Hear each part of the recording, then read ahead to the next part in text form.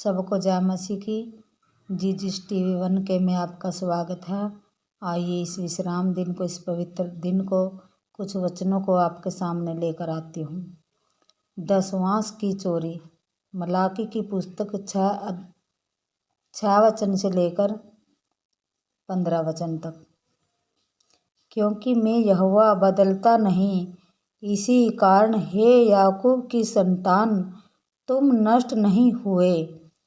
अपने पुरखों के दिनों से तुम लोग मेरी विधियों से हटते आए हो और उनका पालन नहीं करते। तुम मेरी ओर फिरो, तब मैं भी तुम्हारी ओर फिरूंगा। सेनाओं के यहोवा का यही वचन है। परंतु तुम पूछते हो, हम किस बात से फिरें? क्या मनुष्य परमेश्वर को धोखा दे सकता है? पर देखो, तुम मुझको धोखा देते हो और तो भी पूछते हो, हमने किस बात में तुझे लूटा है?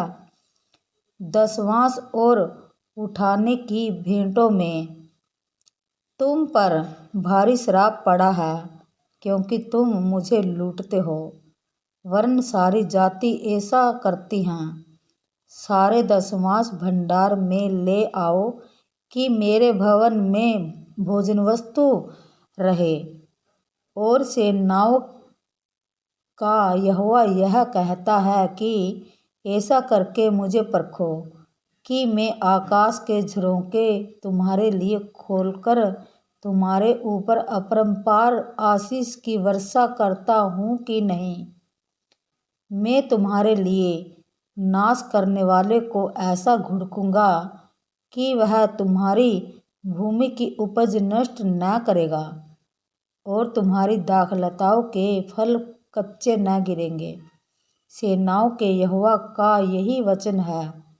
तब सारी जातियां तुमको धन्य कहेंगी, क्योंकि तुम्हारा देश मनोहर देश होगा।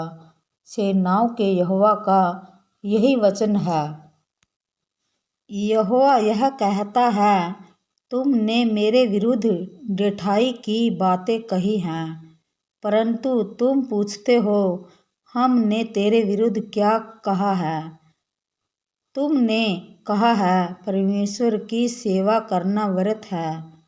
हमने जो उसके बताए हुए कामों को पूरा किया और सेनाओं के यहोवा ने डर के मारे शोक का परिराह पहने हुए चले हैं, इससे क्या लाभ हुआ?